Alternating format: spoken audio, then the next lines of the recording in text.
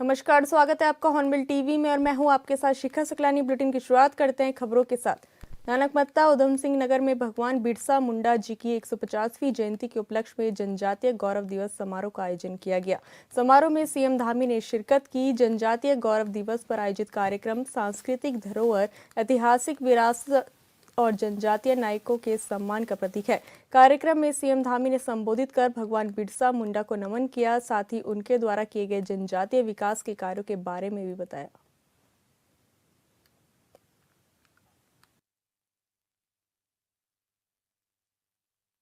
समान नागरिक संहिता का कानून उत्तराखंड में लागू करके सभी को समान अधिकार देने का कार्य भी किया है। हमने संविधान के अनुच्छेद 342 के अंतर्गत वर्णित हमारी सभी अनुसूचित जनजातियों को इस संहिता से बाहर रखा है, जिससे हमारी जनजातियों और उनकी रीति रिवाजों का संरक्षण किया जा सके, संवर्धन किया जा सके और उनको सबको आगे बढ़ने का अवसर मिल पाए। आज के इस अवसर पर मैं कोई बहुत राजनीतिक बात नहीं करना चाहता, पर इतना अवश्य कहूंगा कि आज भी कुछ लोग जो विकास के कार्यों को अवरुद्ध करने की राजनीति करने में लगे हैं, लेकिन मैं आप सभी को विश्वास दिलाता हूं कि प्रदेश के विकास में हम कोई बाधा नहीं आने देंगे, कोई रुकावट नहीं आने देंगे। ये काम अनवरत रूप से आगे बढ़ेंगे। इसके साथ ही मैं आप सभी को यह विश्वास दिलाता हूं कि हमारी सरकार उत्तराखंड में हमारे जनजाति समाज के लिए, आदिवासी समाज के लिए, सीमांत क्षेत्रों के विकास के लिए दिन रात कार्य करती रहेगी। दिन रात रुके बिना निरंतर आगे बढ़ाने का काम समाज के लिए हमेशा करता होता रहेगा। मेरा मानना है कि जब हम समाज के प्रत्येक वर्ग को साथ लेकर आगे बढ़ेंगे, तभी हमारे देश और राज्य का समग्र विकास संभव हो सकेगा और उत्तराखंड को देश का अग्रणी राज्य बनाने का हमारा विकल्प रहित संकल्प सिद्ध हो सकेगा।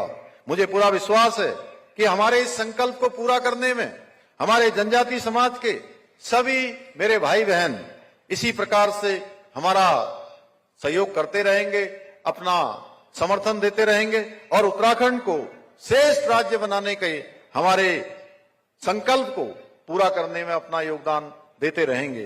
भाइयों बहनों, यहां पर अभी बहुत सारे मेरे को ज्ञापन दिए गए हैं। बहुत पूर्व विधायक जी ने भी अन्य प्रतिनिधियों ने भी। मैं इन सभी को अपने साथ लेकर जा रहा हूं। इन सभी को परीक्षण करवाने के बाद एक कार्रवाई की जाएगी, जैसे इन्होंने राय सिख भवन के बारे में की है। यहाँ मैं ये जरूर कहता हूं कि यहाँ पर कोचिंग की निःशुल्क कोचिंग का सेंटर यहाँ पर खोला जाएगा। ये हमारे छात्रों के लिए, बच्चों के लिए बहुत जरूरी। मैं इसकी एक घोषणा करता हूं। किसानों की धान खरीद के लिए, ये जो हमारे किसानों के धान रह गए हैं उसके लिए फिर से पोर्टल खुलवाकर उसको व्यवस्था को आगे बढ़ाने का काम हुआ है और हमारा प्रयास होगा कि सभी हमारे किसान भाइयों को किसी प्रकार की कोई परेशानी न हो। क्योंकि शुरू के दिनों में कुछ यहाँ पर कुछ दिक्कतें आई हैं, मुझे उसकी जानकारी है, लेकिन मैंने लगातार हमारे जिलाधिकारी, अन्य अधिकारियों से लगातार बात की है। हमने कहा है कि हमारे किसान भाइयों की सभी सुविधा का ख्याल रखा जाए। इसके साथ ही मैं आज के इस अवसर पर ये कुछ घोषणाएं जो मैं पहले से वहां से बना के लाया था, उसको मैं यहाँ पर आप सबके सामने कहना चाहता हूँ। साधु नगर स्थित कैलाश नदी में पुल का निर्माण कार्य कराया जाएगा। राय सिख भवन के निर्माण के लिए भी धनराशि आगे हम प्रदान करेंगे। पर्यटन के क्षेत्र में नानकमता को, क्योंकि ये गुरु नानक देव जी की धरती है, ये महाराणा प्रताप के वंशजों की धरती है, जिन्होंने यहाँ पर अनेक कठिन परिस्थितियों में इस जमीन को उपजाऊ बनाने के लिए, यहाँ के इस क्षेत्र को पूरी तरह से ऊर्जावान, उपजाऊ बनाने के लिए अपना मेहनत की है, पसीना बहाया है, खून बहाया है। तो मैं पर्यटन के क्षेत्र में नानकमता को विकसित करने हेतु नानक सागर बांध को एक टूरिस्ट स्थल बनाया जाएगा, इसकी मैं घोषणा करता हूं। इसको टूरिस्ट डेस्टिनेशन के रूप में इसको विकसित किया जाएगा। सनातन धर्म उत्थान समिति नानकमता के भवन एवं मंदिर निर्माण के लिए भी इसकी धनराशि प्रदान की जाएगी। ध्यानपुर से बरकी डांडी, औदली से डोहरी, ऐस्ता से देवीपुर, गिधौर एवं प्रसनी से बेलपड़ा को जोड़ने वाले मार्ग का डामरीकरण का कार्य किया जाएगा। पर्वतीय उत्थान समिति के अतिरिक्त कद के निर्माण के लिए भी धनराशि दी जाएगी। खटीमा बस स्टेशन का नाम महाराणा प्रताप बस स्टेशन किया जाएगा। मैं इसकी घोषणा करता हूं। इसी विश्वास के साथ मैं आप सभी लोगों को एक बार फिर से इतनी बड़ी विशाल संख्या में आने के लिए मैं आप सबका बहुत धन्यवाद करता हूं। और अच्छा होता कि मैं भी आज आपके बीच में बहुत सारे सांस्कृतिक कार्यक्रम यहाँ पर होने वाले हैं, उन सभी कार्यक्रमों को मैं भी देखता, आप सबसे और विस्तार से बात करता, क्योंकि ये नानकमता, ये खटीमा, ये आसपास का क्षेत्र, सितारगंज का क्षेत्र, ये क्षेत्र मेरे लिए कोई अलग क्षेत्र नहीं है। यहाँ मेरा बचपन आप ही सबके बीच में बीता है, आप ही सबके बीच से बड़ा होकर मैं आज प्रदेश की सेवा कर रहा हूं। तो मुझे लगता है कि अत्यधिक व्यस्तता है, इस कारण से मैं बहुत ज्यादा न कहते हुए आप सभी का एक बार धन्यवाद करते हुए और जनजाति गौरव दिवस की आप सबको पुनः बधाई देते हुए देहरादून में 6 महीने में ही जिला प्रशासन ने साई मंदिर और कुठालगेट चौराहे का सौंदर्यीकरण और चौड़ीकरण पूरा कर दिया है, जिसका लोकार्पण प्रभारी मंत्री सुबोध उनियाल, मंत्री गणेश जोशी और सांसद नरेश बंसल ने किया। स्मार्ट सिटी फंडिंग से बने इन चौराहे पर नई स्लिप रोड, आधुनिक राउंड अबाउट, पहाड़ी शैली का सौंदर्यीकरण और सुरक्षित ट्रैफिक प्रबंधन की व्यवस्था की गई है।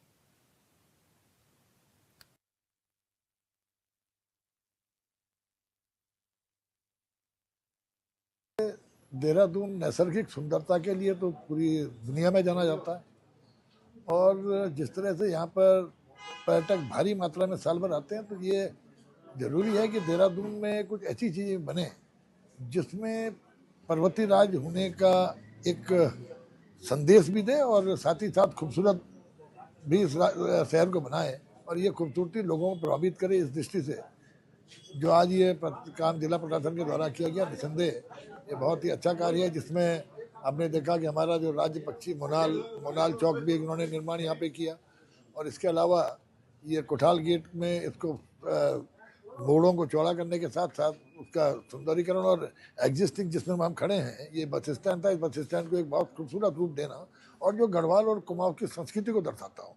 इसी तरह से साई मंदिर चौक में भी बहुत खूबसूरत आंदोलनकारियों की याद में कि ये राज्य का निर्माण आंदोलन से हुआ है, और जो मसाल है वो इस बात का प्रतीक है कि जब भी कोई ऐसी घटनाएं होती हैं जिससे आम आदमी कहीं ना कहीं व्यथित होता है, तो उसको लेके मसाल जुलूस निकाल करके वो अपना गुस्सा भी जाहिर करता है, और मसाल इस बात का भी इंडिकेट करती है कि इस राज्य का निर्माण एक आंदोलन से हुआ है। तो टॉर्च जो टॉर्च स्क्वायर का जो निर्माण हुआ है बहुत ही अच्छा निर्माण है, और मैं समझता हूँ इसके साथ ही दिलाराम चौक को भी सुंदरीकरण की कार्यवाही ये भी गतिमान है।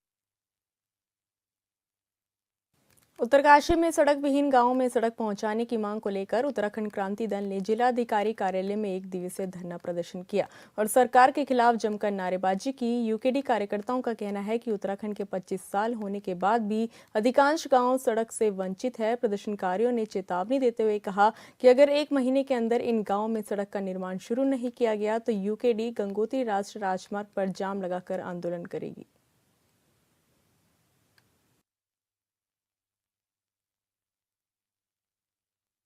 बहुत दिनों बाद तो आप नहीं कहेंगे, क्योंकि उत्तराखंड क्रांति दल हमेशा ही ये क्षेत्रीय मुद्दों पर मुखर रहा है। जैसे कि मैं खुद यहाँ जिला उत्तरकाशी से मूल में यहाँ पर हूँ, और जिला उत्तरकाशी की जो समस्याएं हैं, सबसे पहली समस्याएं यहाँ पर हमारी सड़क की समस्याएं हैं, क्योंकि अगर ग्राम तक सड़क ही अच्छी नहीं होगी तो बाकी समस्याएं यहाँ किस प्रकार से हम सुलझाएंगे।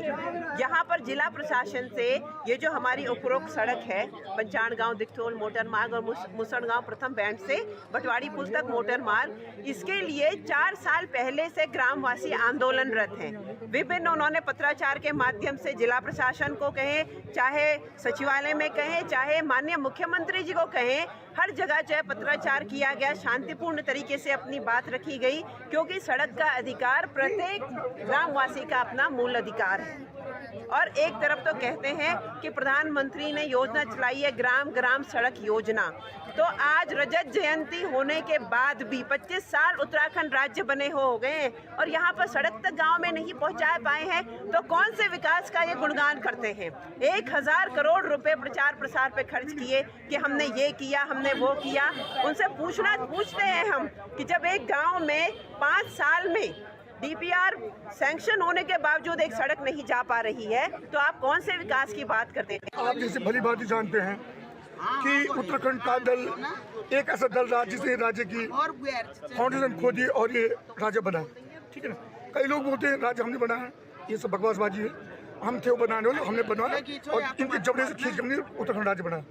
आज गांव-गांव में सड़क नहीं, किसकी देन है? ये बीजेपी की देन है। बीजेपी को जाना होगा, उत्तराखंड कैडर को आना होगा। अगर गांव-गांव की जनता इस बात को समझती है और गांव-गांव की जनता इस बात को अपने हृदय में बिठाती है, जब तक उत्तराखंड कैडर नहीं आएगा, जो इसका जनक है यूकेडी का, जो राज्य का जनक है, तब तक इस राज्य का विकास नहीं हो सकता।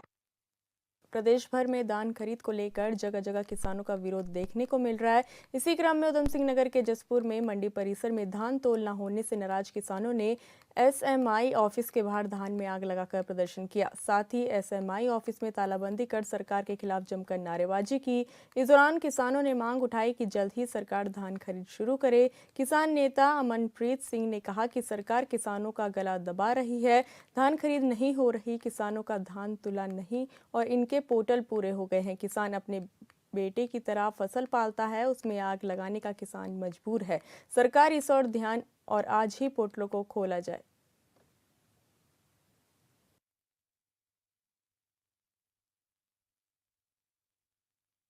किसानों का गला दबा दिया इस बार। धान खरीद बिल्कुल नहीं हो रही, पोर्टल इनके लॉक हैं। किसानों का धान तुला नहीं, पता नहीं इनके पोर्टल कहां से लॉक हो जाते हैं। किसान आज इतने दुखी हैं, अपने जो फसल जो अपने एक बेटे की तरह किसान अपनी फसल पालता है, उसमें आग लगाने को किसान मजबूर हैं। तो इससे शर्मनाक बात सरकार के लिए नहीं हो सकती। सरकार को इस पर ध्यान देना चाहिए और पोर्टल आज ही और अभी जो है वो पूरी तरीके से खोल देने चाहिए, जिससे जो किसानों का धान बचा हुआ है वो तुल जाए।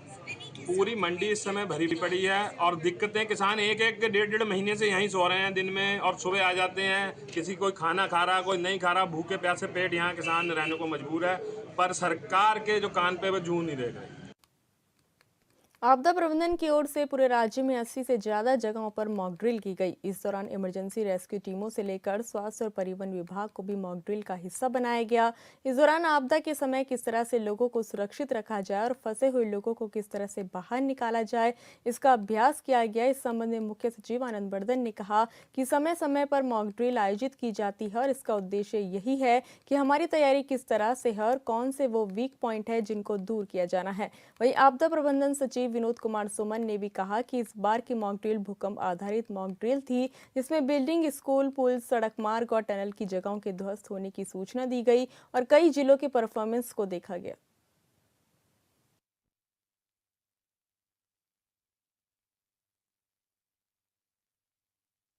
मॉक ड्रिल्स किसी भी इंसिडेंट के लिए हम करते हैं, उसका सबसे बड़ा ध्येय ये होता है कि हम अपने सिस्टम का रिस्पांस और सिस्टम की इफेक्टिवनेस क्या है उसको टेस्ट करते हैं। और विशेषकर हम ये भी उस ड्रिल के माध्यम से करना चाहते हैं कि हमारी तैयारी हमेशा 24/7 रहे। तो समय समय पर हमारा USDMA है और DDMAs हैं, ये समय समय पर विभिन्न इश्यूज़ पे मॉक ड्रिल्स करते हैं। जैसे आज पूरे स्टेट में अर्थक्वेक, भूकंप को लेकर के मॉक ड्रिल की गई। इसके पहले फ्लड का मॉक ड्रिल किया गया है। अलग अलग समय पे हम लोग करते रहते हैं। इस मॉक ड्रिल में अकेले भी करते हैं हम लोग, state on its own, plus NDMA वगैरह के सहयोग से भी किया जाता है। ये आज के मॉक ड्रिल में सेंट्रल एजेंसीज को ऑब्जर्वर के रूप में भी रखा गया है और इसमें कहाँ कहाँ हमारे एरियाज़ हैं जो इम्प्रूव किए जा सकते हैं वो हमें पता चलता है। और अभी सारे डिस्ट्रिक्ट्स और जो हमारा state disaster management agency SDMA, ये भी अपना अभी पूरे मॉक ड्रिल ख़त्म होने के पश्चात उसको जॉट डाउन करेंगे और जो जो एरियाज़ हमें पता चलते हैं कि हाँ यहाँ पे इम्प्रूवमेंट की ज़रूरत है या यहाँ पे कमी रह गई, जो हमारे सेंट्रल एजेंसीज के ऑब्जर्वर्स पॉइंट आउट करेंगे, तो इससे हम अपने सिस्टम को और मजबूत और स्ट्रेंथन करने में सहायता मिलेगी। देखिए, लगातार USDMA अपनी कार्यवाही, अपनी रणनीति, अपने ज्ञान को, अपनी क्षमता को, अपनी दक्षता को बढ़ाने के लिए प्रयास कर रहा है। इस कड़ी में आज हम लोग भूकंप आधारित मॉक ड्रिल का आयोजन किए हैं। यह आयोजन राज्य के सभी 13 जनपदों में लगभग 80 से अधिक स्थानों पर किया जा रहा है। इसमें विभिन्न स्थानों पर हम लोगों ने अलग अलग सिनेरियो क्रिएट किए हैं। कहीं अस्पताल की बिल्डिंग को ध्वस्त दिखाया गया है, कहीं पुल को ध्वस्त दिखाया गया है, कहीं स्कूल की बिल्डिंग को दिखाया गया है, क्षति पहुंची है, कहीं रास्ते टूटे हैं, कहीं टनल बंद हुई हैं। तो अलग अलग सिनेरियो क्रिएट किया गया है, कहीं केमिकल रिसाव हुआ है, कहीं फैक्ट्री में क्षति पहुंची है। तो इस तरह से अलग अलग सिनेरियो उत्पन्न करते हुए यह देखा गया है जनपद के लेवल से कि जनपदों में तैयारी का स्तर क्या है। यह भी हम देख रहे हैं कि हमारा रिस्पांस कैसा रहा है, कहाँ पे कमियां रह गई हैं। कमियां निश्चित रूप से रही हैं, तो कमियों को कैसे निराकरण करें उसके लिए रणनीति बनाई जाएगी। हम लोग पूरा डॉक्यूमेंट करेंगे एक चीज को और जनपदों के साथ शेयर करेंगे। और जो कमियां हैं, कमियां हमारे मैन पावर की कमी हो सकती है, हमारी ट्रेनिंग की कमी हो सकती है, उपकरणों की कमी हो सकती है, संसाधनों की कमी हो सकती है। तो सभी का मूल्यांकन करने के बाद हम लोग देखेंगे कि किस तरह से हम काम करें। थराली तहसील परिसर में भूकंप जैसी आपदा आने के बाद राहत बचाव कार्यों की तैयारी के लिए मॉक ड्रिल का अभ्यास किया गया, जिसमें तहसील प्रशासन, पुलिस, एसएसबी, आईटीबीपी समेत अन्य विभाग के अधिकारियों और कर्मियों ने प्रतिभाग किया। इस दौरान तहसील 6 रिएक्टर स्केल की तीव्रता के भूकंप की सूचना मिलते ही राहत बचाव टीम ने तत्परता दिखाते हुए घटनास्थल से 10 घायलों को सुरक्षित रेस्क्यू किया और उन्हें अस्पताल पहुंचाया।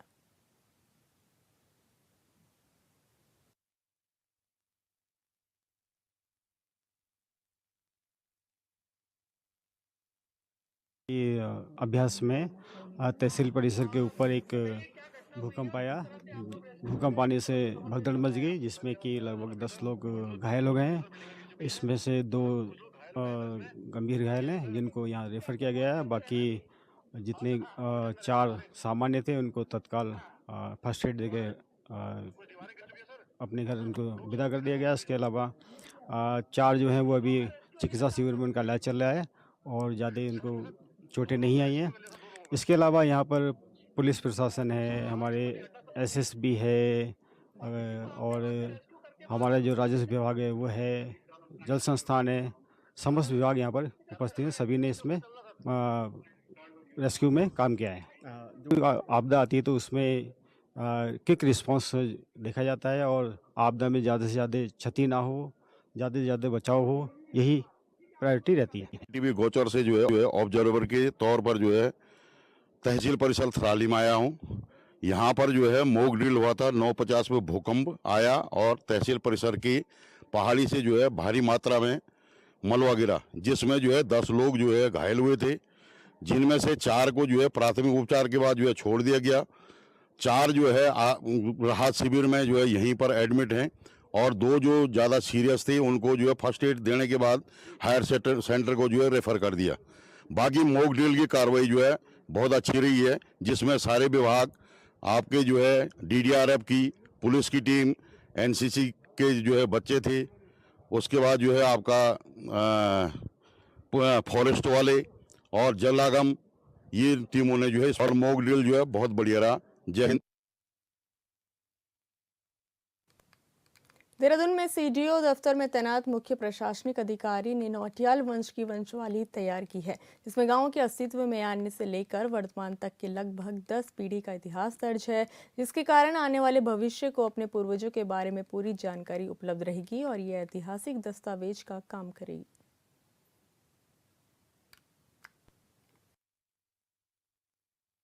वंशावली है भेटियारा गांव में जो नौटियाल लोगों का है, और ये हमारे जो सबसे पहले जो व्यक्ति यहाँ पे आए हैं वो मकरध्वज जी आए हैं। मकरध्वज जी को ये बताया जाता है कि ये हमारा जो भेटी गांव है थाती कठूर में पड़ता है, ये भेटी से जो भेटियारा संभवतः उसका नाम भेटियारा पड़ा है। और भेटी से भी बताते हैं कि वो चमोली का जो नौटी गांव है वहाँ से वो भेटी आए थे। तो जो और संयोग की बात ये है कि जो पहले व्यक्ति हमारे जो मकरध्वज जी आए थे, उन्होंने संभवतः इसी जगह पे जो अपना घर बनाया था। कि जो हमारे जो पूर्वज जो बताते हैं, ये बताते हैं कि नौटियालों का जो उत्पत्ति जो हुई इसी घर से हुई है। तो ये संभवतः जो है ये पहला घर है और ये मैं सौभाग्य मान रहा हूँ इसको कि ये मौका भी ऊपर वाले ने मुझे दिया है इसको थोड़ा आगे बनाने। यद्यपि और लोगों ने भी इसमें काम कर रखा पहले से जो है।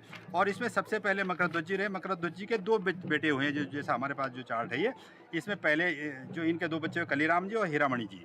कलीराम जी की वंश ज़्यादा नहीं चला, इनका 2-3 पीढ़ियों में होगा। और उसके बाद जो हीरामणि जी के जे कुशालमणि, नेत्रमणि, धनराम, राजू और सोनिया जी। तो ये 5 जो हमारे थोक हम इनको कह सकते हैं, 5 थोक चले हैं। तो इसमें मैंने जो है इसमें 8-9 पीढ़ी, 9 क्या बजाय 10 पीढ़ियों का इसमें डिटेल है। इसमें मैं 7वीं पीढ़ी पे हूँ। विंटर डेस्टिनेशन औली ज्योतिमठ समेत पूरे उत्तराखंड में आज से 2 दिवसीय पक्षी गणना शुरू हो गई है।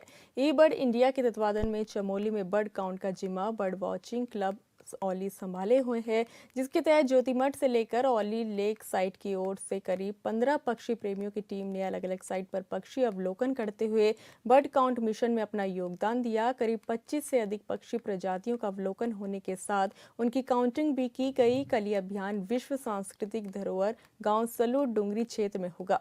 पक्षियों की गणना के दौरान राज्य में कितनी प्रजाति के पक्षी हैं, किस स्थान पर उनको देखा गया, कितनी संख्या में पक्षी देखे का डाटा एकत्रित होगा। उत्तराखंड पक्षी गणना 2024 का कार्य ई बर्ड संस्था कर रही है। इसमें वन विभाग के अलावा अन्य संगठन सहयोग कर रहे हैं।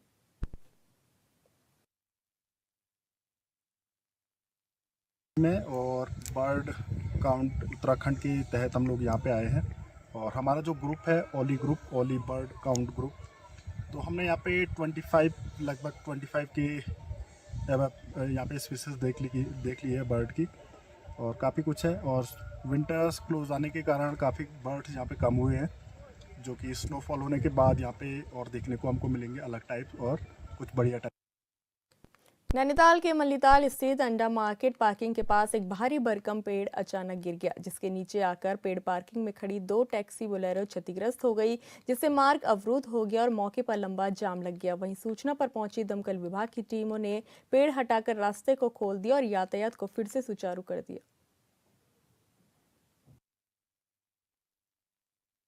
अभी मुश्किल से 10 मिनट हो रहे हैं, ऊपर हम रहते हैं और इसमें कई दिनों से स्पार्किंग आ रही थी और कई बार बिजली वालों से भी कहा, करीबन 1 महीने से इसमें स्पार्किंग आ रही थी। आज ये पेड़ अभी बस बच गए लोग यहाँ पर। बड़ा भयानक पेड़ आया है, पूरी देख लीजिए आप, रोड भी बंद है दोनों साइड से। इसमें 3 गाड़ियाँ तो आपके सामने खड़ी हैं, बाकी एक का देखो शीशा फूटा हुआ है। भगवान ने बस ये वो करा कि किसी की जान माल का खतरा नहीं हुआ। अभी आधे घंटे पहले एक पेड़ गिरने की सूचना आई थी अंडा मार्केट में, उसकी तरफ मेरे तरफ मौके पर पहुंचकर एक पांगर का मोटा पेड़ जिसमें 2 गाड़ियां लगभग थोड़ा डैमेज हुई है और कोई जनहानि नहीं हुई, उसको रोड से हटा दिया गया है। अभी लेबर लगाए गए हैं, उनके द्वारा हटाए जा रहे हैं पेड़ को। हाँ, यहाँ पर पेड़ गिरने की सूचना मिली थी अंडा मार्केट के किराए पे। एक किसान का पेड़ गिरा है और इससे 2 गाड़ियों को नुकसान हुआ है, दोनों पिकअप हैं, बोलेरो। ज़्यादा नुकसान नहीं है, एक का पीछे से शीशा टूट गया, एक गाड़ी का सामने से बोनट दब गया।